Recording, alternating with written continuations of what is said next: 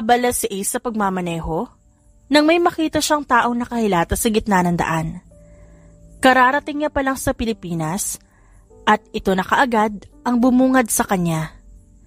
Nang tignan niya kung sino ang taong yon, tila gumuho ang kanyang mundo nang makilala niya kung sino ito. Kaagad niyang sinugod sa ospital ang babae. Wala siyang pakialam kung puro dugo ang kanyang damit. Pagkarating sa ospital, kaagad na dinala si Ira sa emergency room. Napagpasyahan munang pumunta ni Ace sa simbahang nasa loob ng ospital. Hindi ko inaasahan na sa ganitong paraan kita ulit makikita, Ira. The last time I saw you, napakasaya mo. Kasi sa wakas naging kayo na ni Mark. Pero bakit biglang naging ganito? Sambit ng lalaki sa hangin habang nakatitig sa kawalan. Pagkatapos magdasal, kaagad siyang bumalik sa harap na emergency room. Pinagtitinginan siya ng mga tao roon, pero wala na siyang pakialam. Kaagad na patayo si Ace nang lumabas sa operating room ang doktor. Are you related to the patient? Yes, Doc. I'm sorry to say, but the baby inside her womb didn't survive. Malala ang pagdudugo niya at mukhang napuruhan ng kanyang tiyan. Malaki rin ang sugat niya sa kanyang ulo at mukhang nadamay rin ang kanyang mata. We found shattered glasses inside her eyes. Ipanalangin na lang natin na hindi siya mabulag. I'm sorry for your loss. Sambit ng doktor bago umalis sa kanyang harapan. Napaluhod na lamang si Ace habang humahagulhol ng malakas. Hindi niya aakalain na mangyayari to kay Ira. Nawala ng anak ang babae at maaari pa itong mabulag. Pagkatapos ng operasyon, kaagad na dinala si Ira sa isang private room. Hanggang ngayon, puno pa rin ng dugo ang kanyang damit kaya napagpasyahan na lang niyang magpadala ng damit sa kanyang kapatid dahil hindi niya maiwan si Ira sa mga oras na yon. Kuya, are you okay? Ba't nandito ka sa ospital? Oh my God! Kaagad na palingon si Ace sa pinto nang marinig niya may nagsalita. Kuya, is that Ate Ira? Tanong ng kapatid kaya mahina namang tumango si Ace. What happened to her, kuya? Dahan-dahang lumapit ang kapatid kay Ira. Napaiwas ng tingin ng lalaki. Nang makita niyang naluluha ang kanyang kapatid. I don't know. Pauwi na sana ako nang makita ko siya sa gitna ng daan. Wala namang ibang nangyari sa kanya, no? She got miscarriage and there's a chance na mabulag siya. Nakita ni Ace kung paano napatakip sa bibig ang kanyang kapatid. Ganyan na ganyan din ang reaksyon niya kanina nang marinig ang balitang yun galing sa doktor. Kuya, sa Ate Ira? Napahagulhol ng malakas ang kanyang kapatid habang niyayakap si Ira.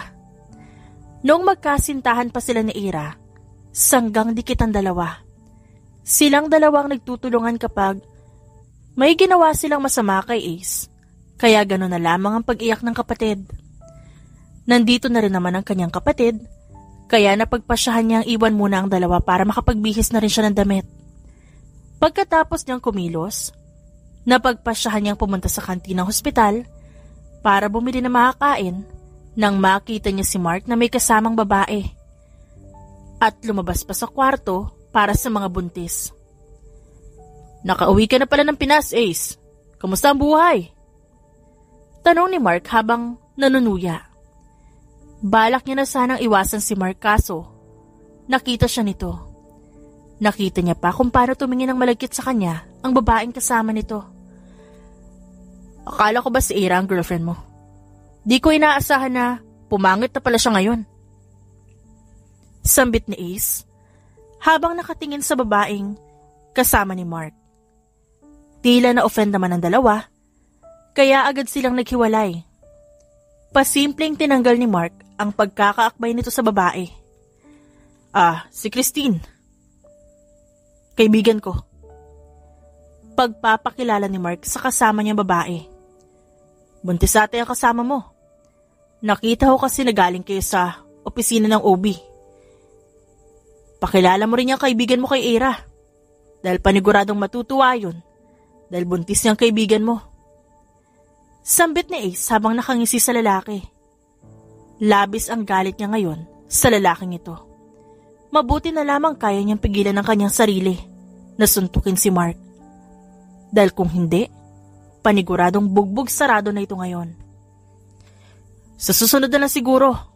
Nasa bahay kasi ngayon si Ira at nilalagnat. Kaya hindi ko pa siya maipapakilala kay Christine. Kasi baka mahawaan niya ng sakit ang kaibigan ko. Gustong sumigaw ni Ace sa harapan mismo ng lalaki. Na nandito ngayon mismo, si Ira sa loob ng ospital. Habang nagdudusa. Ganun ba? Sabi mo sa kanya na miss ko na siya. Pakisabi rin na gusto ko siya makita. Huling sambit ni Ace bago naglakad paalis. Kumuyom ang kamao ni Ace habang pumupunta ng kantin. Kung umakto ang lalaki, tila wala man lang siyang ginawa kay Ira at talagang nabuntis pa nito ang kabit. Saan naman? Hindi yun alam ni Ira. Dahil paniguradong mas lalong masasaktan ng babae kapag nalaman niya ito. Kuya, ba't ang tagal mo sa kantin? Mahaba ba ang pila doon? Tanong ng kanyang kapatid nang makabalik na siya sa kwarto ni Ira. Madami kasing bumibili, kaya masyado ako natagalan. Mabuti pa kumain ka na muna. Panigurado nagugutom ka na. Dahil doon, tumango ang kanyang kapatid bago umalis sa tabi ni Ira. Pagkaalis ng kanyang kapatid, siya naman ang pumalit. Hinawakan ni isang kamay ng babae, habang mahina niya itong pinipisil. Gusto niyang maiyak ngayon. May bendang nakapalibot sa mga mata ni Ira. Puno pa ng mga bubog. Ang mata nito kanina. Bugbog din ang katawan nito at mayroong mga sugat. Bakit hinayaan mo mangyari sa iyo to, Ira? Kahit di mo sabihin, alam kong si Mark ang may gawa nito. Alam ko ang ugali niya at paniguradong kaya niyang pumatol sa mga babae. Bakit hinayaan mo gantuhin ka niya? Bulong na Ace sa hangin habang pinipigilang tumulo ang kanyang mga luha. Ilang araw na ang lumipas pero hindi pa rin nagigising ang babae. Natatakot si Ace na baka hindi na magising pang muli si Ira. Pero mabuti na lang, sinabi ng doktor na normal lang ang lahat. Abala sa pag-aayos si Ace sa higaan ni Ira, nang makita niyang paggalaw ng daliri nito. Tarantang tumakbo papalabas ang lalaki para tumawag ng doktor. Nasa labas lamang siya ngayon ng kwarto dahil hindi mo na siya pinayagan ng doktor na pumasok. Gising na siya. Kapag nagpatuloy ang pagaling niya, maaari na siyang lumabas. Sambit ng doktor bago umalis sa kanyang harapan. Pagkatapos ay dahan-dahang pumasok sa kwarto si Ace at doon niya nadatnan ang babaeng nakatulala sa isang gilid. Sino ka? Tanong ni Ira pero nakatingin pa rin ito sa kawalan. Ira, mabuti naman ay nagising ka na. Labis ang pag-aalala ko sa'yo. Akmang lalapitan na isang babae. Pero ganoon na lamang ang kanyang pagkagulat nang umatras ito. Hindi ko kailangan ng opinyon mo. Sagutin mo yung tanong ko. Napabuntong hininga na lamang siya bago hinawakan ng marahan ang kamay ni Ira. Pilit pa yung binabawi ng babae. Pero malakas ang pagkakahawak niya. It's me, Ace Conrad. Sambit ng lalaki dahilan upang lumambot ang reaksyon ng babae. Ikaw na ba yan? Conrad? Anong ginagawa mo at tsaka bakit ang dilim dito? Wala tuloy ako makita. Mangiyak-ngiyak, naiginala ni isang kanyang mata habang tinitignan ng ilaw na nakasindi. Hindi niya maiwasang malungkot sa mga katagang sinabi ni Ira. Nakabukas ang mga ilaw, Ira. Anong nakabukas? Paano nakabukas? Wala akong makita. At saka yung anak ko, kumusta na? Tuluyan ang tumulo ang mga luha ng lalaki. Bago niya at takihin ng yakap si Ira. Ramdam niya ang pagtataka ng babae. Pero mabuti na lang, hinayaan siya ni Ira na yakapin siya. Naalala mo pa ba kung ano nangyari nung naaksidente ka? Natagpuan kita sa gitna ng daan, duguan. Nung dinala kita sa ospital, patay na ang baby. Mahina raw ang kapit ng bata sa'yo. May mga nakita ring bubog sa mga mata mo. At may tinamaan ng mga yon na maaaring ikinabulag mo. Nagsisinungaling ka, di ba? Hindi totoo yan. Tuluyan ang napahagulhol si Ira habang hinahampas siya. Hindi ako nagsisinungaling. Sobrang lala na nangyari sa'yo. Kaya sabihin mo sa akin kung sino may gawa sa'yo niyan at pagbabayarin natin siya. Si Mark ang may gawa sa akin ito. Binala ko makapaghiwalay sa kanya kasi hindi ko na kaya yung pananakit at pambabastos niya sa akin. Kaso hindi siya pumayag na makapaghiwalay. Habang nakikinig sa kwento ng babae, napakuyom na lang ang kanyang kamao. Noong iniwan niya si Ira kay Mark, maayos pa ang pakikitungo nito sa babae. Pero mukhang mali ang desisyon niya na ipagkatiwala ang babae kay Mark. Nung araw na yun, tumakas ako sa bahay namin habang duguan. Ilang beses niya akong pinagpupukpok ng bote. Nang nakalayo ako sa kanya, akala ko tapos na pero hinabol niya rin ako. Gamit ang kotse niya at ilang beses niya akong sinagasaan. Dalawa na sila ngayong umiiyak. Akala ni Ace isang simpleng aksidente ang nangyari sa babae. Pero hindi niya inaasahan na ganito pala kalala ang sinapit nito. Maghihiganti tayo, Ira. Hindi ko hahayaan na mamuhay ng masaya si Mark habang ikaw miserable. Lalaban tayo para sa anak ko? Oo, lalaban tayo para sa anak mo. Ilang buwan na ang lumipas, gumagaling na rin kahit papaano ang babae. Nakahanap na rin siya ng magiging eye donor ni Ira. Noong una, nahihirapan ang babae dahil wala siyang nakikita. Ilang beses na niyang sinubukang bawian ng buhay ang sarili, pero palagi siyang nahuhuli ng magkapatid. Ira, nakakain ka na ba? Tanong ng lalaki sa kanya. Wala akong gana. Iniisip ko kasi yung magiging operasyon ko mamaya.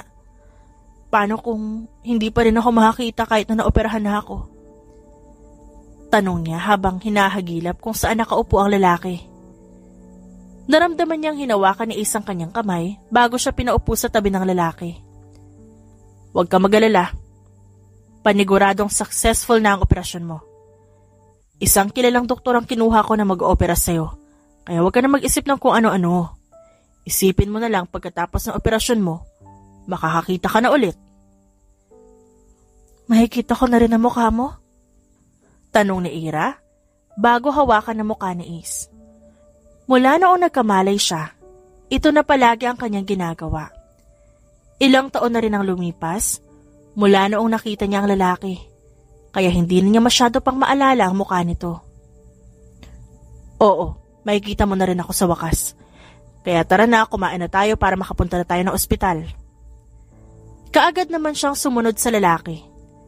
Habang kumakain, ginagabayan siya ni Ace dahil hindi niya nga makita ang kinakain niya. Pagkatapos kumain, agad silang pumunta ng ospital. Bago nila umpisahan ang operasyon, pumunta muna sila sa chapel ng ospital para magdasal. Habang siya'y nagdadasal, nararamdaman niya ang mariin na titig sa kanya ng lalaki. Oo, hindi siya nakakakita pero nakakaramdam siya. Matutunaw ako niya sa titig mo eh. Can't help it. Ang ganda mo kasi. Sambit ng lalaki kaya bahagya siyang natawa. Ikaw talaga. Ilang taon na ang lumipas pero hanggang ngayon napakabulero mo pa rin. Hindi ka man lang nagbago. Nagtawanan lamang ang dalawa bago na pagpasyahang pumunta sa kwarto ni Ira. Habang inaasikaso siya ng mga nurse, hawak niya lang ang kamay ni Ace. Kung maaari nga lang, gusto niyang nasa loob din ng operating room ang lalaki. Pero ayon sa doktor, bawal daw yon. kaya gano'n na lang ang kanyang pagkalungkot. Nang maramdaman niyang paunti-unti nang tumatalab ang anesthesia sa kanyang katawan, dahan-dahan niyang nabitawan ang kamay ng lalaki bago tuluyang mawalan ng malay. Ilang oras ang kakailanganin upang maisagawa ang operasyon, pero hindi man lang umalis sa harap ng operating room si Ace. Pagkatapos ng ilang oras, nailabas na rin sa wakas ng babae. May balot ng benda sa mata nito. Sa loob ng mga oras na yun, pinapanalangin niya na sana makakita na si Ira. Hindi niya ata kakayanin makita ang babae na malungkot dahil hindi pa rin siya nakakakita. Nailipat na sa kwarto si Ira, habang si Ace naman, hindi na umalis sa tabi ng babae. Gusto niyang hintayin ang pagising nito at di rin nagtagal, nagising na rin ito pero hindi pa rin nila pwedeng tanggalin ang benda. Kailan ba pwedeng tanggalin tong bendang to? Hindi na ako makapaghintay pa eh. Masayang sambit ni Ira habang nakahawak sa kamay ng lalaki. Sa tingin ko, pwede na yung tanggalin mamaya. Hintayin na natin ang pagpunta ng doktor mo. Okay? Masayang tumango ang babae. Hindi na siya makapaghintay pa. Ilang buwan din siyang nagtiis na madilim lang ang kanya nakikita. Mahirap pa rin sa kanya na hindi makita ang mga tanawing bata pa lang siya minahal niya na. Hindi rin nagtagal, nakarating na ang doktor. Habang tinatanggal ang benda sa kanyang mata, labis ang pagtibok ng kanyang puso. Magkasamang tuwa at kaba ang kanyang nararamdaman. Tuwa dahil sa wakas, makakakita na siya habang kaba dahil baka hindi successful ang kanyang operasyon. Pagkatapos tanggalin ang benda, ikinurap-kurap niya ang mga mata. Nung una, malabo pa ang kanyang nakikita, pero habang tumatagal, lumiliwanag na ito. At doon bumungad sa kanya si Ace, na mukhang natatais sa isang gilid. Para kang tanga dyan, pumunta ka nga dito. Sambit ni Ira habang pinapalapit sa kanya ang lalaki. Dahil dito, napaturo naman ang lalaki sa kanyang sarili. Bago siya dahan-dahang lumapit sa babae. Ace, nakikita na kita. Sigaw ng babae bago siya tumalon kay Ace at binigyan ng mahigpit na yakap. Finally, nakakakita ka na. Gustong maiyak ni Ira dahil sa mga nangyari. Pero mahigpit na bilin sa kanya ng doktor na iwasan ang bagay na yon dahil hindi pa masyadong hilom ang kanyang mga mata. Ito na ba ang umpisa ng laban natin? Tanong ni Ira sa lalaki habang nakayakap dito. Are you ready? I'm always ready.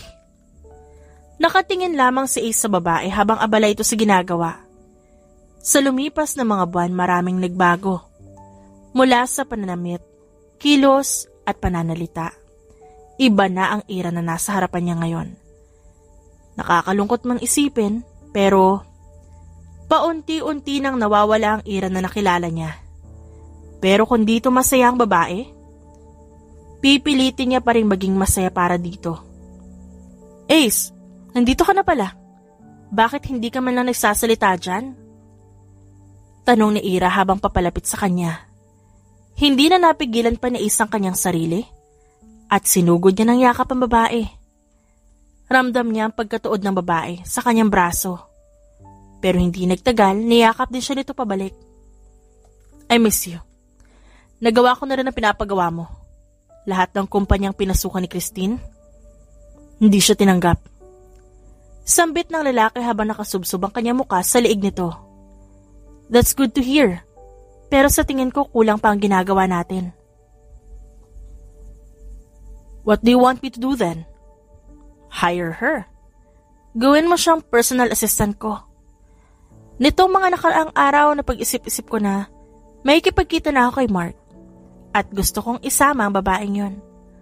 Ano kayang mararamdaman ni Mark kapag magkasama kami ng kabit niya? Matagal nang nagtitimpi si Ira. Kung maaari lang, dati pa lamang ginantihan niya na ang dating kasintahan. Ngunit pinipigilan lamang siya ni Ace. Are you sure? Kaya mo na bang humarap kay Mark? Kakayanin ko. Kailangan niyang pagbayaran ng mga kasalanan ginawa niya sa akin. Kailangan ko ring ipagiganti ang namayapa kong anak. Buhay ang kinuha. Buhay din ang kapalit. Kahit nag-aalinlangan, pinayagan niya pa rin ang babae. Ayaw niya namang sirain ang kasiyahan nito. Sisiguraduhin niya na lang na ligtas si Ira. Ilang araw din ang lumipas bago niya nakuha ang kabit ni Mark bilang personal assistant ni Ira. Papunta sila ngayon sa kanyang mansyon at kanina niya paramdam ang palihim na pagdikit at paghaplos sa kanya ng babae. Mukhang hindi lang si Mark ang taksil dito. Ito po ba ang bahay niyo, sir? Pabebeng sambit ng babae. Imbes na sagutin ito, inirapan niya lamang ang babae bago niya sabihin na sundan siya papasok. Hindi pa man niya pinapaupo ang babae. Kaagad na itong umupo pero hinayaan niya na lamang. Pwede ko po bang maitanong kung sino magiging amo ko, sir? Ang kapatid niyo po ba magiging amo ko? No. Actually, it's my girlfriend. Ang kaninang malawak ng ngiti ng babae biglang nawala. Na-text ko na rin naman siya at sa tingin ko pababa na yon, kaya hintayin mo na. Ilang minuto rin ang lumipas bago niya marinig ang mabibigat na yapak na nanggagaling sa taas. Ace! Saad ni Ira bago tumakbo pababa. Kaagad namang inalalayan ni Ace ang babae dahil baka kung ano pang mangyari sa kanya kapag nagkamali siya ng apak. Be careful, Ira. Your new personal assistant is here na pala. She's Christine Flores. Sambit ng lalaki.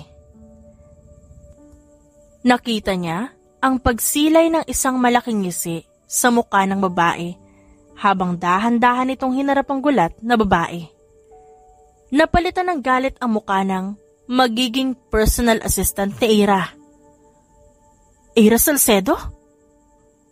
Muntik pang maotal ito. Napangiti naman si Ira. Yes. Kilala mo ba ako? Hindi po. Nabanggit lang sa akin ni Sir Ace ang pangalan niyo. Ganon na lamang ang pagtaas ng kanyang kilay dahil wala siyang naalala na sinabi niya sa babae ang pangalan ni Ira. Magmula ngayon, siya na magiging amo mo. Susundin mo lahat ng inuutos niya sa'yo. Maliwanag? Pagkatapos nila mag-usap, sinenyasan niya si Ira na may iwan niya muna ito. Pagkatapos umalis ni Ace, biglang naglaho ang ngiting nakapaskil sa kanyang labi. Kaagad niyang hinarap ang babae, bago ito sampalin ng malakas. Oops! I'm sorry. Hindi ko sinasadya, Christine. Sambit ni Ira habang umaaktong naaawa sa babae. Napakawalang ya mo. Alam ba ni Mark na buhay ka pang babae ka? Nang gagalaiting sigaw sa kanya ng babae. Hindi niya nagustuhan ang tono nito. Kaya dali-dali niyang hinila ang panga ng babae bago ilapit sa kanya. Sa tingin mo, ano kaya magiging reaksyon niya kapag nakita niya ako? Baka nga makapagbalikan pa siya sa akin eh. Hindi gagawin niyo ni Mark. Mahal niya ako. Kung mahal ka niya, ba't ayaw niya akong bitawan noon? Kung mahal ka niya, bakit kabit ka lang niya? Pangungutya pa ni Ira. Ganon na lamang ang kanyang saya nang makitang umiiyak ang babae sa kanyang harapan. Mag-ingat ka kay Mark. Ako nga na matagal niya naging kasintahan, nakuha niyang saktan. Ikaw pa kayang kabit niya. Ang mabuti pa, mag-ayos ka dahil aalis tayo ngayon. Pakibilisan dahil ayoko nang kukupad-kupad. Sambit ni Ira bago sipain ang babaeng nasa kanyang harapan.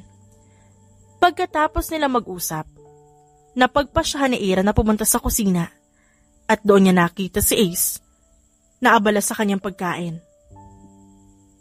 Kumusta? Tanong nito sa kanya. Masaya. I can't believe na nakuha kong gawin yan sa kabit ni Mark. Nag-uumpisa pa lang ako. At sisiguraduhin kong pahihirapan ko sa kanila. Sasamahan mo naman ako hanggang sa huli, di ba? Tanong niya, bago niyakap ang lalaki. Of course, nandito lang naman ako sa tabi mo hanggang dulo. Hindi ka nag-iisa at karamay mo ako palagi. Ang magandang resulta lang ata ng ginawa sa kanya ni Mark ay nakita niyang muli si Ace. Kung hindi dahil sa lalaki, baka nabaliw na siya ngayon. O ang mas malala, baka patay na siya. Bago ko makalimutan, hindi ba dapat malaki na ngayon ang siya ni Christine? Kasi base sa kwento mo, buntis siya na naaksidente ako. Nagtatakang tanong niya. Pinalaglag nila ang bata. Nung nakita ko pa sila sa ospital nun, balak na nilang ipalaglag ang bata. Ganun sila kasamang tao, Ira.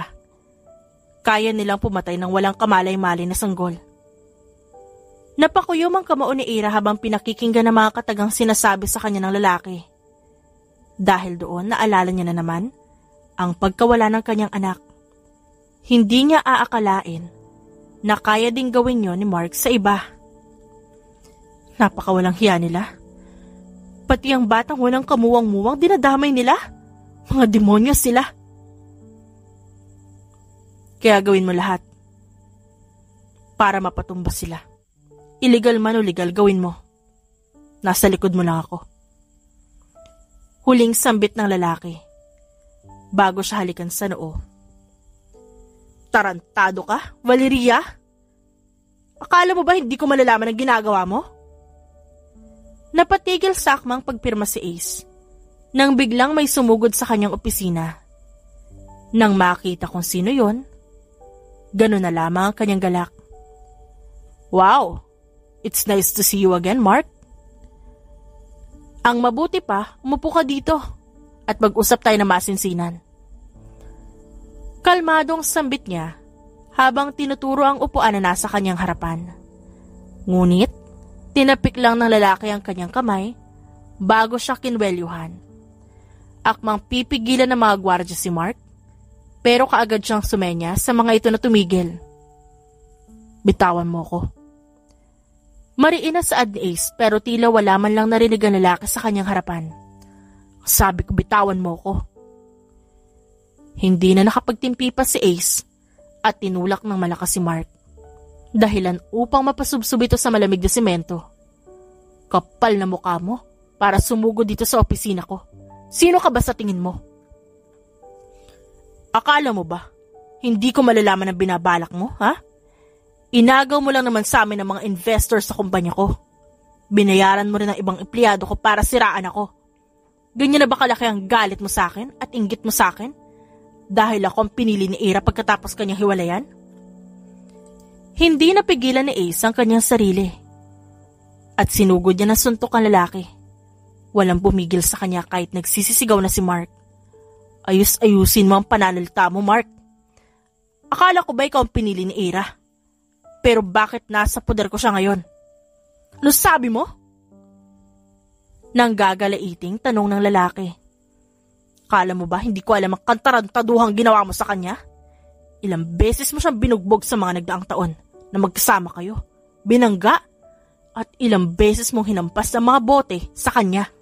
Sa tingin mo ba palalampasin ko ang mga ginawa mong yon? Pues nagkakamali ka.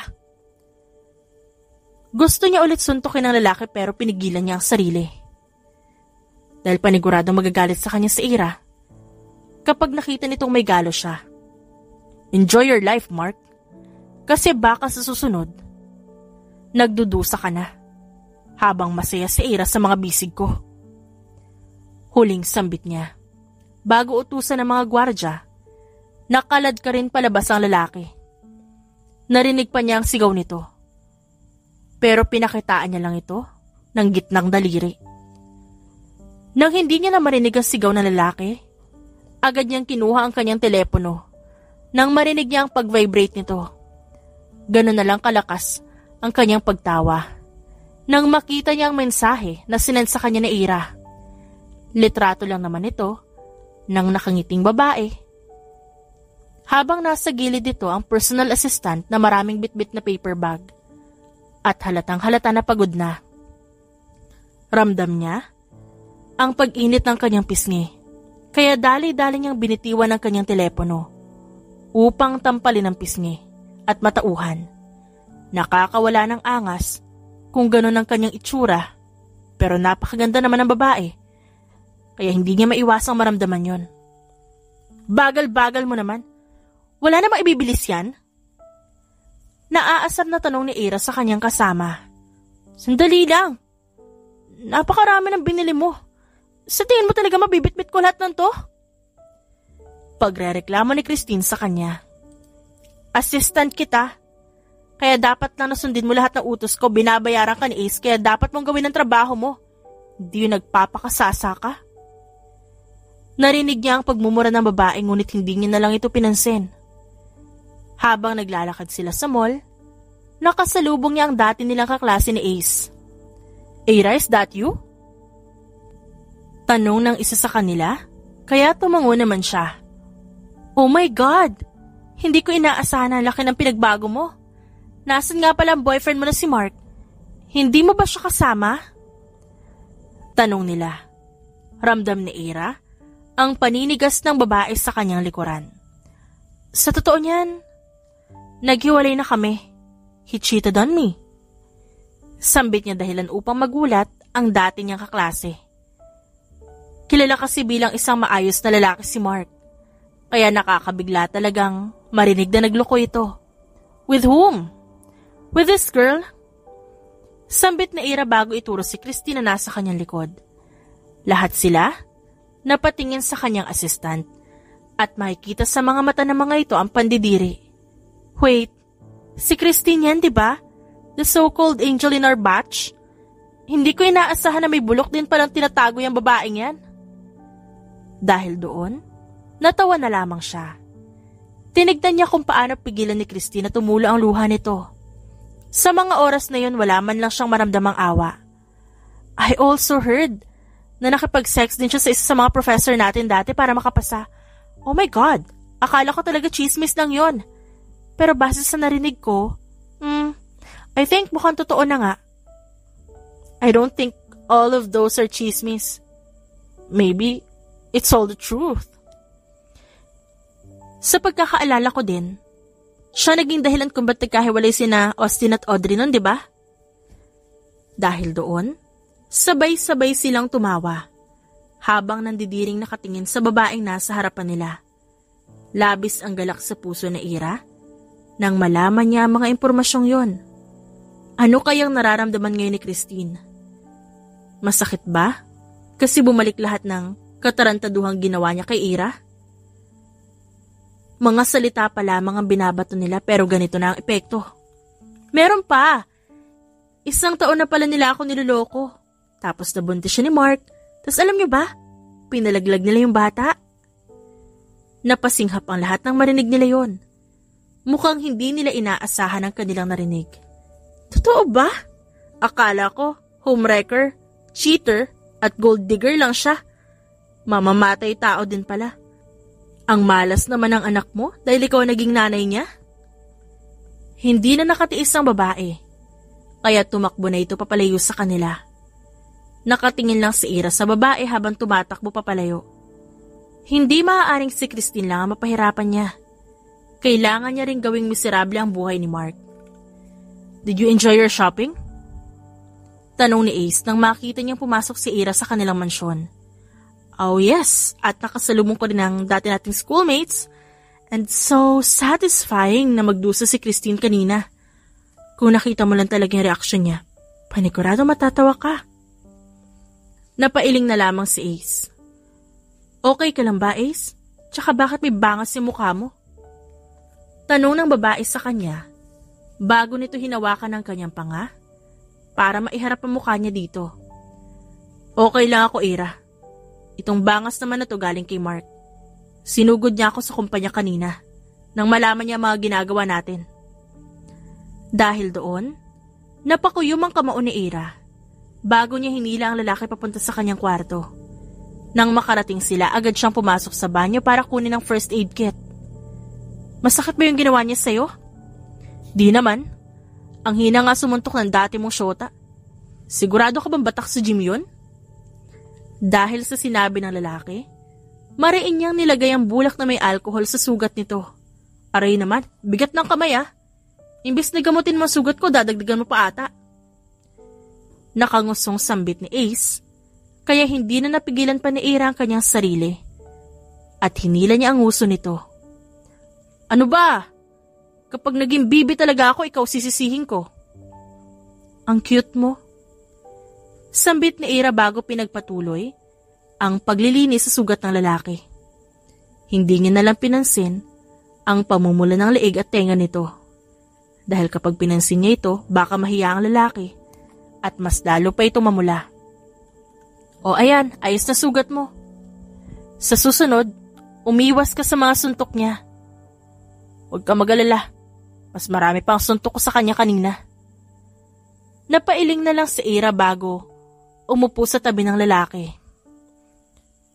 Napag-isip-isip ko lang, paano ko nabuhay ang anak ko? Kung buhay siya, paniguradong naisilang ko na siya sa mundong to. Kaya siguro siya kinuha kasi hindi pa kayo handa. Ang gulo nyo ni na Mark dati. Kaya tignan mo kung saan kayo napunta. Tsaka huwag ka mag-alala. Paniguradong sinusubaybayan ka ng anak mo mula sa langit. Nang nakita ng lalaki ang kanyang pag-iyak, agad siyang binuhat ni Ace at pinaupo sa kandungan nito. Huwag ka na umiyak. Ipaghihiganti natin ang anak mo kaya tahan na. Hindi tayo titigil hanggat di natin nakukuha ang hustisya na inaasam natin. Pwede ba magtanong? Bakit ganito ka, Ace? Bakit tinutulungan mo ako? Hindi ba dapat nagagalit ka sa akin ngayon kasi pagkatapos ko makipaghiwalay sa'yo, naging kami ni Mark? Binastos ko ang nararamdaman mo noon kaya bakit ang bait mo pa rin sa akin? Because I still love you. Pinalaya kita dati. Hindi dahil hindi na kita mahal nun. Kundi gusto ko makita ka masaya. Alam ko ang mga pagkukulang ko nun. Kaya naiintindihan ko kung hahanapin mo sa ibang atensyon na hindi ko nabigay sa'yo ng mga panahong yon. Pero hindi pa rin yung tama, Ace eh. I'm really sorry. I'm really sorry. Ang kaninang mahinang iyak naging hagulhol, kaya agad siyang pinatahan ng lalaki. It's okay, Ira. Matagal na kitang pinatawad. I heard na pupunta sa isang bar ngayon si Mark. Sambit ni Ace habang sinusuklay ang buhok ni Ira. Gusto kasing magpatirintas ng buhok ang babae at hindi niya naman ito matanggihan. Anong gagawin niya doon? He's meeting someone there. Sa pagkakarinig ko, matandang babae ang kikitain niya ngayon. Ang kaninang kalmadong mukha ni Ira napalitan ng pandidiri. Don't tell me. Hindi pa man natutuloy ng babae ang kanyang sinasabi, agad na tumango si Ace. Kahit siya, hindi rin matanggap ng utak niya na may karelasyon si Mark na matandang babae. Alam na ba ni Christine ang tungkol doon? Nakangising tanong niya. Mukhang may pinaplano na naman si Ira ngayon. Di pa, gusto mo ba ipaalam ko sa kanya? Tanong niya, kaya dali-dali namang umiling ang babae. No need. Gusto ko ako magsabi kay Christine. Nararamdaman kong pagkatapos ng araw na to, mababawasan ang poproblemahin ko. Pagdating ng gabi, kaagad nag-ayos si Ira. Gustong sumama sa kanya ng lalaki, pero hindi niya ito pinayagan. Gusto niyang siya lang mag-isa ngayon. Pagkarating niya sa bar na tinutukoy ni Ace, kaagad sumalubong sa kanya ang iba't ibang klase ng amoy. Kaagad siyang napatakip sa kanyang ilong bago niya pinagpatuloy ang kanyang paglalakad. Hindi rin nagtagal, nakita na niya si Mark na nakaupo mag-isa. Kaagad siyang naghanap ng mauupuan na malapit sa lalaki bago niya nilabas ang kamerang hawak. Hindi rin nagtagal, dumating na ang matandang kasama ni Mark. Gusto niyang umiwas ng tingin dahil naghahalikan na ngayon ng dalawa. Pero kung hindi niya man yun gagawin, hindi niya magagawa ang plano niya. Hindi niya inaasahan na papatol sa isang matandang babae si Mark. At ang mas malala pa, sa lola pa mismo ni Christine. Ano kayang mararamdaman nito kapag nalaman niyang ang kabit ni Mark ay ang lola niya mismo? Akala niya, mas malala na si Christine bilang kabit nito. Pero mas may lalala pa pala. Kailan mo ba hiwalayan ang apo ko? Sawa na ako na sa tuwing nagkikita tayo, puro pagmamano ang ginagawa mo. Miss ko na mga labi mo. Gustong maduwal ni Ira sa kanyang kinauupuan. Mabuti na lang talaga. Nag-record na siya bago dumating ang matanda. Don't worry. Malapit na rin ako magsawa sa apo mo. Kaya hindi rin magtatagal, iiwan ko na siya katulad ng ginawa ko kay Ira. Naibaba ni Ira ang kamera na hawak niya nang marinig galing sa lalaki ang pangalan niya. Napakawalang ya talaga nito. Hanggang ngayon napakayabang pa rin ito. Pero wala pa rin namang binatbat. Sa pagkakaalala niya, siyang nang iwan sa lalaki. Pero ayaw nitong pumayag. Kaya nga nagawa niya ang bagay na yun dati. Hindi na nag-usap ang dalawa. Bagkus pinagpatuloy na lang nila ang kanilang ginagawa. Nang makita niyang sapat na ang impormasyon at pruwebang nakuha niya, kaagad niyang nilagay sa bag ang kamerang hawak niya. Dahan-dahan siyang naglakad sa direksyon ng dalawa habang may hawak-hawak na alak. Nang makarating siya, agad niyang binuhos kay Mark ang alak na kanyang hawak. Dahilan upang matigilan ang dalawa. Well. Di ko inaasahan na nandito ka pala, Mark. Di ko inaasahan na pumapatol ka pala sa matanda. Lola mo na yan kung sakali. Sambit niya, kaya kaagad napatayo ang matanda para sugurin siya pero wala pa man sa kalagitnaan, napatigil na ang matanda habang hawak ang kanyang balakang. Kawawa ka naman. Mukhang pagod na pagod ka na, Lola. Kaya ka pa bang sakyan ito, Mark? Mukhang hindi na. Ayon pa naman sa gusto ni Mark. Gusto niya pinagsisilbihan at sinasakyan siya when doing the deed. Gustong matawa ni Ira nang makita niya ang reaksyon ng dalawa. Nag-aalab sa galit ang mga mata nito, pero alam niyang hindi sila pwedeng gumawa ng iskandalo dito dahil mapapalaya sila panigurado. Anong ginagawa mo dito, Ira? Di ba dapat patay ka na? Nang gagalaiting sambit ni Mark sa kanya. Sorry to say, pero masamang damo ako kaya hindi agad ako mamamatay. Baka yung matandang kasama mo pa ang mauna sa akin. Mukha kasing kailangan niya na ng malalang bed rest. Akmang sasampalin siya ng matanda, pero mabuti na lang nasalo niya ang kamay nito at siya na ang sumampal dito.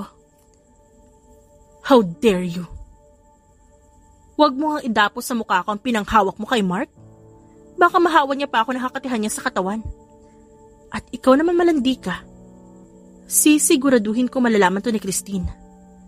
Ano kaya mararamdaman niya ng pinakamamahal niyang lola? Tinraidor siya. Maglola nga kayong dalawa. Pareho kayong makati. Pareho kayong kabit. Sambit ni Ira bago nakangising umalis sa harapan ng dalawa. Hindi niya na napigilan ang kanyang sarili. At napapito na lang siya sa tuwa. Kung sinuswerte ka nga naman, umaayon sa kanyang tadhana. Kung akala nila, hahayaan ulit ni Ira ang ginagawa nila sa kanyang panggagago, pues nagkakamali sila. She changed for the best. At hindi niya hahayaang mapunta sa walang lahat ng yon. Pagkarating niya sa bahay, kaagad siyang dumiretso sa kusina dahil alam niyang nandun si Ace. Pagkarating niya, kaagad bumungad sa kanya ang lalaki na abala sa pagluluto. Mukhang hindi siya napansin ni Ace, kaya dahan-dahan siyang naglakad papunta sa likod ng lalaki bago niya ito niyakap. Naramdaman niyang napatigil ito sa kanyang ginagawa. Kaagad na kinalas ng lalaki ang kanyang braso bago harapin to. I'm home. Mahinang sambit niya bago niya ipinulupot sa liig ng lalaki ang kanyang kamay. I miss you.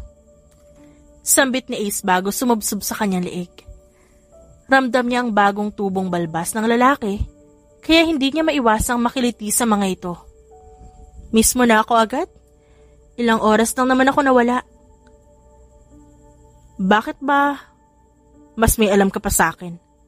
Ikaw nga dati. Ilang minuto lang ako nawala, hinahanap mo na ako agad. Napatigil sa akmang pagsasalita si Ace nang kurutin siya ni Ira. Napakasinungaling mo naman. Ikaw kaya tong laging natataranta kapag nawawala ako sa tabi mo. Paano hindi matataranta? Nung nawala ka dati, di ko alam kung saan ka hahanapin. Tapos nasa park ka lang pala. At nagpapaiyak ng bata. Napailing na lamang si Ira bago lumayo sa lalaki.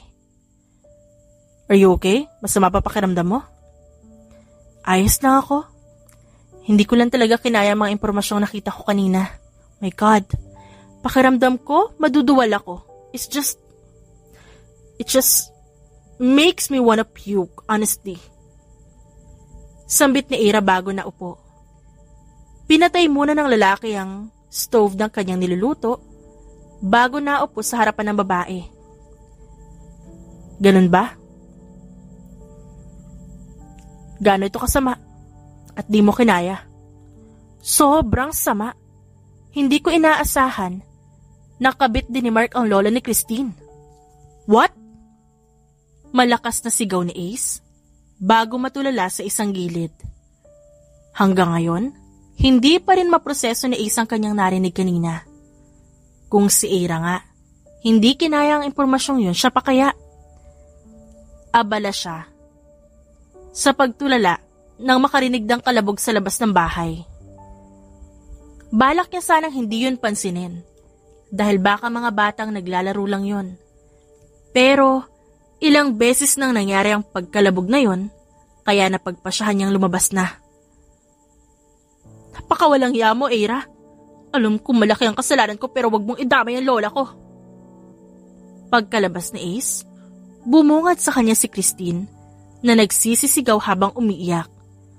Ano ba naman yan? Napakaingay. Napatingin si Ace sa kanyang likod nang marinig niya ang boses ng babae. Oh, nandito ka pala, Christine. Gusto mo bang pumasok para doon tayo mag-usap? Walang yaka talaga. Talagang gagamitin mo pa ang lola ko? Inedit mo pa talagang pagmumukha niya? Napakabait ng lola ko tas idadamay mo rito? Baka natanggap mo na yung regalo ko. Masama bang traidorin ng mismong lola mo? Ngayon, alam mo na ang naramdaman ko noon nung nalaman ko may kabit si Mark. Kawawa ka naman. Kaagad naglakad si Ira papunta sa harap ni Christine. Kaagad naman niyang binuksan ang gate para makapasok ang babae. Nasa isang gilid lamang siya. Ayaw niyang sumali sa away ng babae. Nakamasid lang si Ace dahil mas gugustuhin niyang manood na lang kaysa sumali. Kamusta? Kayo pa ba ni Mark? Akala ko ikaw lang pinipirahan niya dati, pati pala lola mo. Masakit pa? Masakit bang makita na bumalik lahat sa'yo ng katarantaduhang ginawa mo? Hindi sumagot si Christine. Sabihin mo sa akin na hindi yan totoo. Hindi yan magagawa sa akin ng lola ko. Siya na lang ang meron ako. Naipadala niya sa babae ang litrato ng dalawa pero mukhang ayaw pa rin ito maniwala. Kaya nilabas niya ang kanyang telepono para iparinig sa babae ang recording na nakuha niya sa bar. Ang kaninang iyak ng babae na palitan ng hagulhol. Gustong maawa ni Ira pero pinipigilan niya ang sarili. Sakit? Salamat ka, yan lang ang ginawa ko. Kung iisipin, mas malala pa ang ginawa niyong dalawa sa akin. Gising, Christine. Hindi ka mahal ni Mark. Sambit ni Ira, bago abutin ang baba ng babae at iharap sa kanya. Kailangan mo ng pagbayaran lahat ng ginawa mo. Sa paninira ng may pamilya, sa pagpatay ng anak ko, at sa pagplano mo na pagpatay sa akin. Kailangan mo mabulok sa kulungan. Natulala na lang si Christine sa kanyang harapan. Hindi rin nagtagal, dumating din kaagad ang mga pulis at dinala na nila sa presinto si Christine. Nang makaalis, agad tumakbo si Ira sa lalaki at doon umiyak ng malakas. Sobrang saya ko, Ace. Nakapaghiganti na ako, Christine. Si Mark na lang ang problema ko ngayon. Malapit na tayo matapos. Malapit na nating makuha ang hustisyang matagal na nating hinahangad. Maraming salamat, Ace. Kundi dahil sa'yo, baka hindi ko na alam ang gagawin ko. Niyakap ng mahigpit ni Ira ang lalaki habang hinahalikan niya ang pisngi nito. Masaya ako na tulungan kita. Baka nakakalimutan mong pinangako ko sa'yo dati na hindi kita iiwan at pababayaan. 1 down, 1 more to go. Alam mo na ba kung ano gusto mong gawin kay Mark? Kill him? Wala na akong planong pakialaman kung mabahiran na ng dugo ang kamay ko. Gusto ko ako mismo ang pumatay sa kanya. Sambit ni Ira habang nakatingin sa kawalan. Alam niyang una pa lang, hindi siya suportado ni Ace sa balak niyang pagpatay kay Mark. Pero wala na itong magagawa. Hindi na siya nito mapipigilan. Okay, then let's prepare your plan. Kaagad na palingon si Ira sa lalaki nang marinig niya yon. Ganun na lang ang kanyang pagtataka. Dahil ayos na ang balak niya kay Ace. Kung saan ka masaya, doon ako. Para sa anak mo ang ginagawa mo ngayon.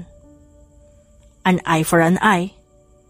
A tooth for a tooth. Hindi na napigilan ni Ira ang kanyang sarili. At hinalikan niya ang lalaki. Nung una hindi pa tumutugon si Ace. Pero hindi rin nagtagal. Ito na ang kumontrol sa kanilang halikan. Nang maramdaman niyang mauubusan na siya ng hininga, agad siyang napahiwalay sa lalaki. Mahal na mahal kita, Ira. Maraming salamat, Ace. Sa totoo lang, hindi pa handa si Ira na sambitin ang katagang yon. Gusto niyang matapos muna ang lahat bago sila magsimula muli. Gusto niyang wala nang hadlang sa kanila. I'll wait. Hihintayin ko hanggang masabi mo rin ang mga katagang yon. Mahinang bulong ng lalaki habang hinahalikan ng tungkil ang kanyang ilong. He'll wait for me, okay? I promise.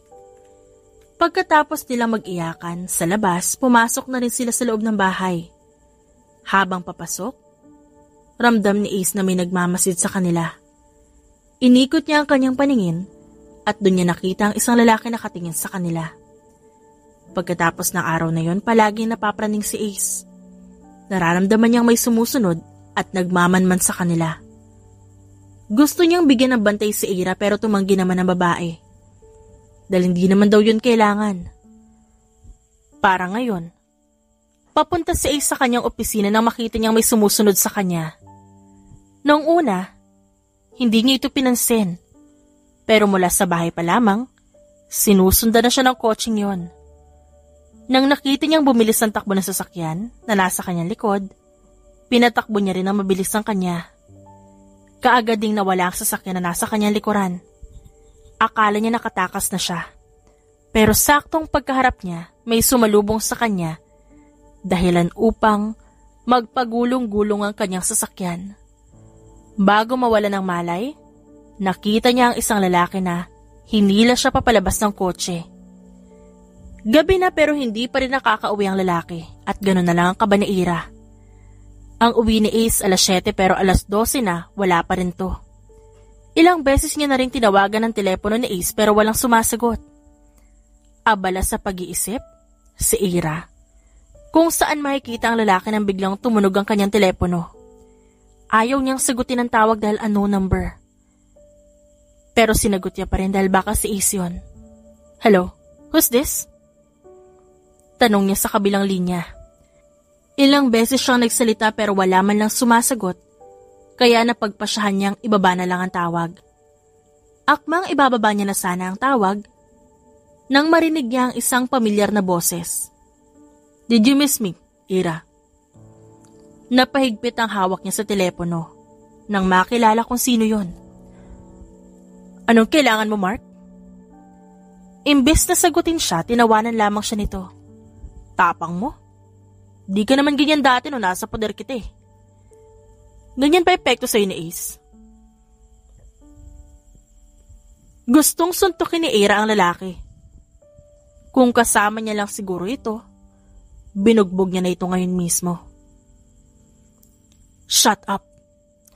Huwag mong ibahin ang usapan. At sabihin mo sa akin kung anong kailangan mo. Wala akong kailangan sa'yo. Pero mukhang si Ace kailangan ka. Kawawa naman ang lalaki mo. Naghihingalo na. Anong ginawa mo sa kanyang hayop ka? Nang gagalaitin na sa galit ng babae. Hindi niya inaasahan na hawak ni Mark si Ace ngayon. Pinasundan ko lang naman siya tapos yun, binangga. Tibay nitong syota mo, humihinga pa rin kahit naghihingalo na. Kaya pala ganun na lang ang habilin sa kanya ni Ace na mag-iingat palagi. Gusto pa siya nitong bigyan ng bantay. Pero hindi siya sumunod. Ito pala ang rason kung ba't ginawa yun ni Ace.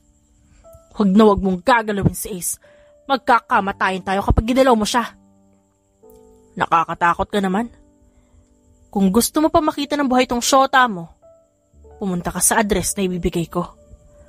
Kapag nalaman ko may kasama ka, hindi ako magdadalawang isip na ipaputok sa ulo ni Ace ang hawak kong baril. Akmang magsasalita pa sana si Ira nang biglang namatay ang tawag. Ilang beses niyang tinawagan ang numerong ginamit ni Mark pero hindi na ito sumasagot.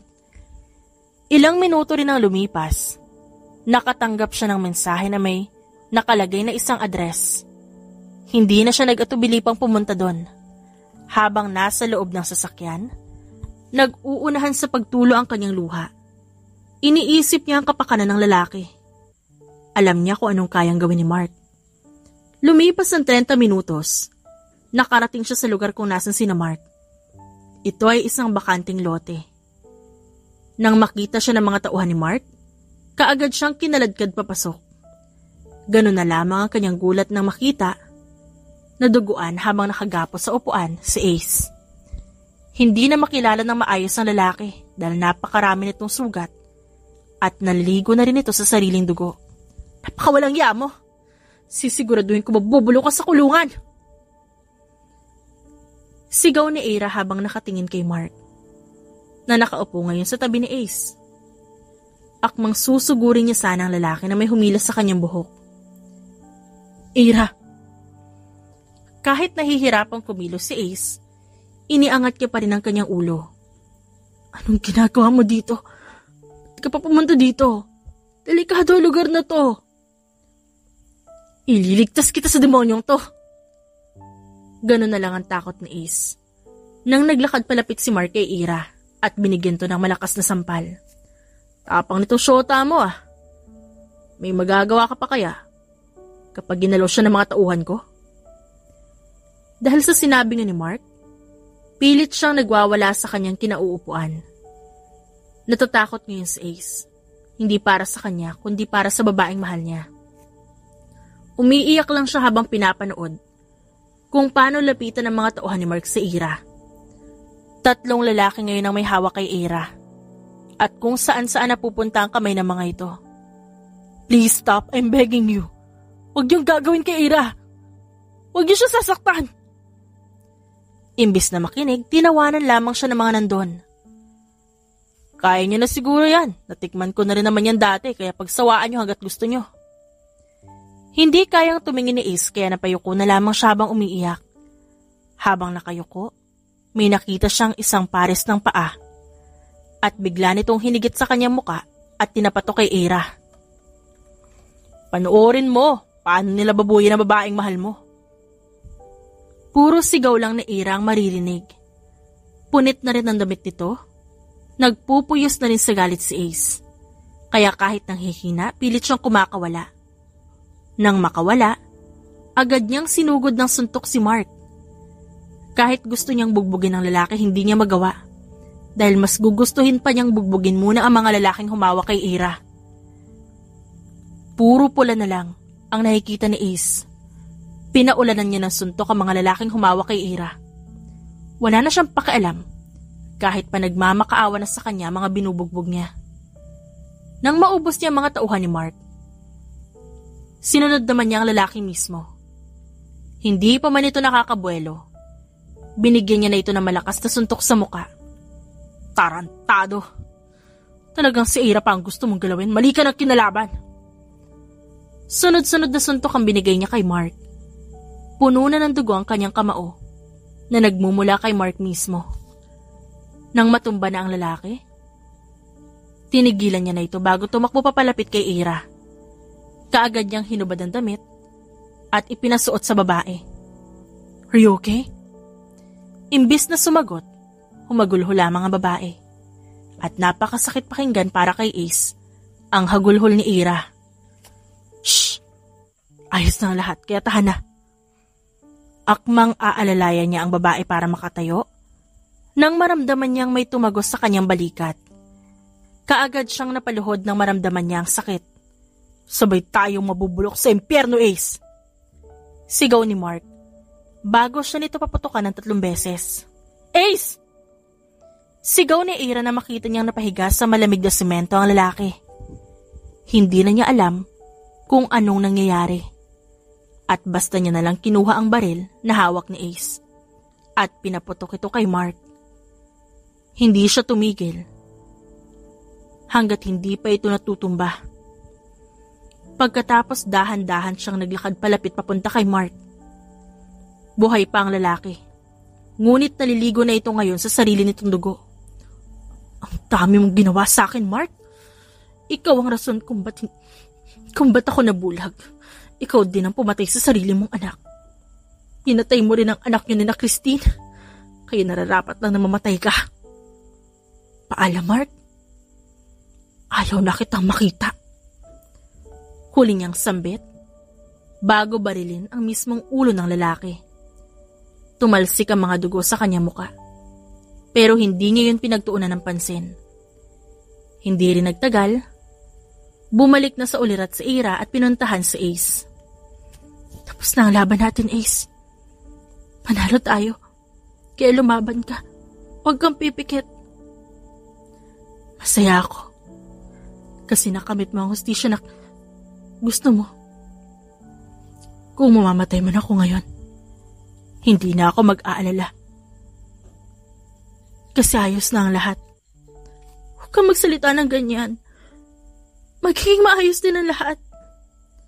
Pagkarating nila sa kotse, agad niyang pinaharurot ito papuntang ospital. Pagkarating nila, agad silang sinalubong ng mga nurse. Gusto rin sana siyang gamutin ng isa sa mga nurse pero hindi siya pumayag. Gusto niyang asikasuhin muna ng mga ito si Ace. Nasa labas ng operating room ngayon si Ira. Ilang beses siyang nagdasal na wag muna sanang kunin si Ace. Hindi pa maayos ang relasyon nila. Gusto niyang matupad muna ang ipinangako niya kay Ace kapag natapos na ang laban nila. Nanalo nga sila sa labang ito, pero buhay naman ni Ace ang kapalit. Ilang oras nang lumipas pero hindi pa rin tapos ang operasyon, kaya napakalakas na ng kabog ng kanyang dibdib. Hindi rin nagtagal, bumukas ang operating room at bumungad sa kanyang doktor. "How is he, Doc?" "Sorry to say, but he didn't make it." Tila gumuho ang kanyang mundo nang marinig niya ang sinabi ng doktor. Napaupo siya sa malamig na semento. Bakit kinuha kaagad sa kanya si Ace? Ito ba ang kapalit ng ginawa niya? Kung alam niya na ganito ang magiging kapalit sana, hindi niya na lang nilagay sa kanyang palad ang hustisya. "Doc, bumalik ang heartbeat ng pasyente!" Kaagad na patayo si Ira sa kanyang narinig. Kahit ang doktor nagulat din kaya dali-dali itong pumasok sa loob. Tila nabunutan ng tinik sa puso si Ira nang marinig niya ang sinabi ng nurse. Pagkatapos nito, lumabas muli ang doktor. "He's already safe." Saad nito at tinapik ang kanyang balikat. Pupunta ngayon sa sementeryo si Ira. Balak niyang dalawin ngayon ang isa sa pinakaimportanteng tao sa buhay niya. 5 taon na rin mula nang mamatay ito. Kahit papaano, natanggap niya na rin ang nangyari. "Are you okay?" Tanong ni Ace sa kanya. 5 taon nang lumipas mula nang muntik mamatay si Ace. Ilang beses din siyang inatake sa puso habang inooperahan. Pero mabuti na lang talaga at lumaban pa rin to. "Oo naman, ako pa ba? Iniisip ko lang ang anak ko. Kung buhay siya ngayon, paniguradong maglilimang taon na rin siya. Sigurado ako masaya siya ngayon. Kasi nakikita niya masaya ka. Paniguradong binabantayan ka niya mula sa taas. Sambit ni Ace habang hinahaplos ang kanyang buhok. Abala sila sa pagkausap sa kanyang anak nang may isang pamilyang dumating sa kanilang tabi. Hello? Gusto niyo ba sumalo sa amin ngayon? Naparami kasi ang handa namin ngayon eh. Agad na napatingin si Ira sa babaeng bumati sa kanya. Hindi na po. Enjoy your day na lang po. Anak mo ba yan? Opo. Magkatabi lang pala ang puntod ng anak natin. Alam mo bang buo na ang features niya nung nalaglag siya sa sinapupunan ko? Naluluhang sambit nito. Nalaglag din ang anak ko eh. Pero di ko man lang siya nasilayan. Siguro, everything happens for a reason. Hindi pa tayo handa sa mga panahong yun. Masaya akong nakita na kaya mong pagkawala ng anak mo. Naputol at titigan nilang dalawa nang may batang sumigaw. Saktong nakabalik na rin si Ace mula sa kanyang kotse. Mommy, look, may watermelon sa tummy niya. Kaagad siyang napahawak sa kanyang tiyan nang tinuro siya ng batang babae. Krisha anak, hindi yan watermelon. Baby ang nasa tummy niya. Paano nagkasya yung baby sa tummy niya? Imbis na sagutin ng bata, natawa na lang sila sa pagiging mausisa nito. Dami mo namang tanong, nak. Alis na tayo. Napalingon si Ira sa kanyang tabi nang marinig niya magsalita ang lalaki. Mauna na kami. Paalam ni Ira sa kanyang kausap bago nila napagpasya ang umalis. Nakaantabay si Ace sa kanya habang ang isang kamay nito nakahawak sa kanyang malaking tiyan. Kabuanan niya na ngayon kaya kailangan niyang mag-ingat. Grabe ka naman makaalalay, Ace. Kayang-kaya ko pa naman buhatin ang anak mo sa tiyan ko. Kaya wag ka mag-alala. Nag-iingat lang ako, kabuanan mo na ngayon. Sabi ng doktor, masela ng pagbubuntis mo. Kaya dapat lagi ako nakabantay sa'yo. Hindi na lang sumagot si Ira. Hinayaan niya na lang ang kanyang asawa na alalayan siya. Pagkatapos ng insidenteng nangyari 5 taon na nakalipas, naging sila. Tumagal ng 3 taon ang kanilang relasyon hanggang sa napagpasyahan nila magpakasal na. Pagkatapos ng kanilang kasal, 1 taon pa ang kanilang hinintay upang mabuntis si Ira. Akala nga nila nung una hindi mabubuntis si Ira dahil may komplikasyon siya sa matres. Pero sa awa naman ng Diyos, nabuntis siya. Kaso nga lang, hindi na siya pwedeng magbuntis sa susunod. Pero ayos na yon kesa naman hindi. Abala sa paglilinis ng bahay si Ace nang bumaba ang kanyang asawa. Do you need something? Wala naman. Di lang ako makatulog kasi hindi na ako komportable sa tiyan ko eh. Masyado na sila malikot. Dahil doon, natawa naman si Ace bago siya lumapit sa kanyang asawa. Hinaplos niya ang tiyan nito. Huwag ka mag-alala, malapit na lumabas si na baby. Paniguradong hindi ka na mahihirapan nun. Mahihirapan naman ako nun sa pagbabantay sa kanila. Sambit ni Ira habang nakanguso. Tutulungan naman kita sa pag-aalaga kaya huwag ka na mag-isip ng kung ano-ano. Balak sanang pumunta ng lalaki sa kusina nang biglang hinablot ni Ira ang damit. Baka sa mukha nito ang sakit.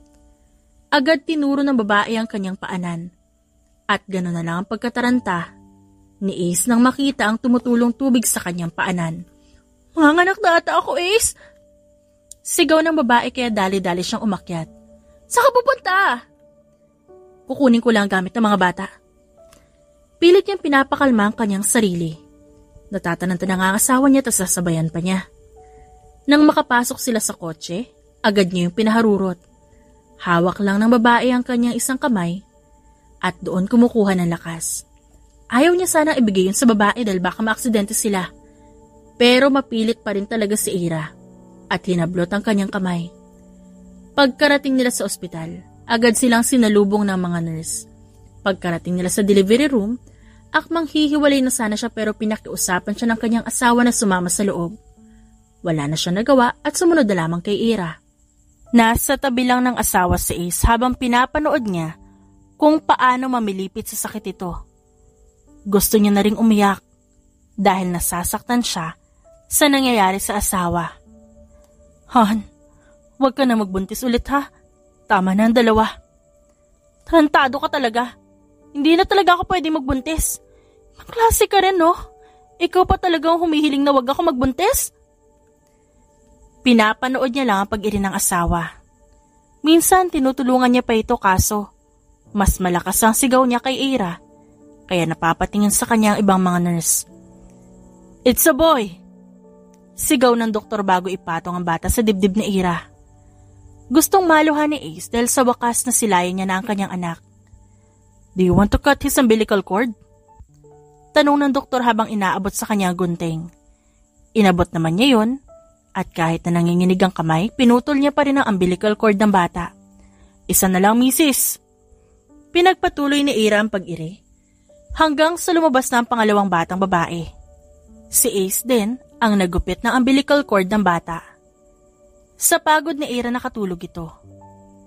Pagkatapos niya ron, agad naman siyang dumiretso sa nursery room.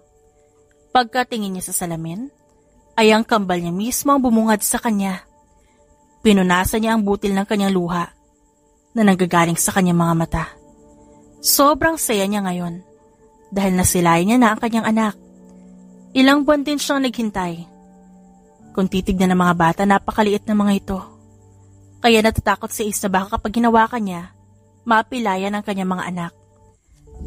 Pagkatapos ng ilang minuto, bumalik na siya sa kwarto ni Ira. Nadatnan niya ang asawang gising na. Are you okay? Huwag ka munang gumalaw. Baka bumuka ang tahi mo. Kamusta sina baby? Malusog ba sila? Ayos naman sila.